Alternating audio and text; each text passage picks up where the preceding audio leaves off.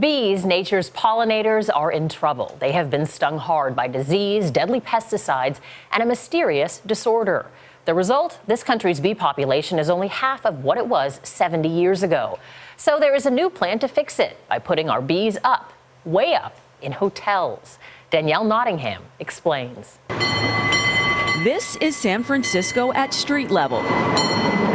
But look a little higher and you'll find the roofs of at least 7 of the city's luxury hotels are home to millions of bees. Here's the beginnings of a queen cell. Spencer Marshall is beekeeper at the Fairmont San Francisco, the first hotel in the city to install a bee sanctuary. When they came to you with this idea to put these hives on the rooftop, what did you think? Good PR, that was all. And, you might get a little honey and then, whoa, what's going on here? Marshall says the hives on top of the Fairmont produce 1,000 pounds of honey every year. You've got 4 hives here. How many bees? Well, when they're really cooking, there can be over a couple of 100,000 bees, yeah. That's a lot of bees. Yeah. And that's a welcome change for Marshall, who's seen the now widely publicized decline of bees firsthand. When I started out almost 50 years ago, if I lost 2 or 3% of my bees a year, that was like, what's going on? Now you lose 50, 60%, and it's not sustainable. When the Fairmont asked Marshall to install rooftop hives in 2010, its goal was to help rebuild the bee population. More than $15 billion a year in U.S. crops are pollinated by bees. We really do feel like Fairmont's doing its part and innovating. In 2008, the chain kicked off the trend in Toronto, developing the first on-site hotel honeybee program in the world. Since then, at least 22 Fairmont properties have followed suit, installing hives for honeybees and bee hotels for pollinators to rest their wings. Here in San Francisco, the Fairmont isn't the only hotel rooftop hosting hives. So you really picked the highest point of the hotel. We did, the most bee-friendly.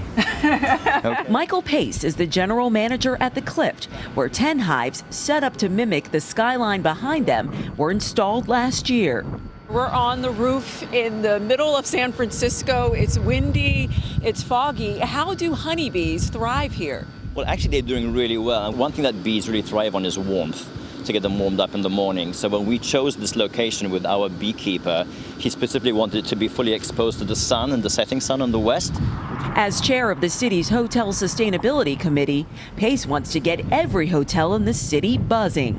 If we have 800,000 bees on one hotel, we'll have 10 hotels by the end of this year. That's 8 million. Look at the multiplier effect. I think we could have a very big impact. And where there are bees, there's honey. Hotels are packaging their product. Chefs have found different ways to bring the honey from roof to table. And bartenders are making specialty cocktails infused with the syrupy sweetener. And now to see it actually coming to life in cocktails, for me, is just awesome. Cheers. Cheers to the honeybees. At the Fairmont, beekeeper Marshall welcomes the Skyline hives. Do you think that this is a really good model to carry out throughout the world? Absolutely, because just exposing people to bees, and the more the places they can exist, the more chances are we can evolve. And Marshall hopes this new urban habitat Lots of honey. is just the beginning. For CBS This Morning Saturday, Danielle Nottingham, San Francisco. I have to say, I'm really surprised that bees thrive on rooftops in cities. I would never have thought of that.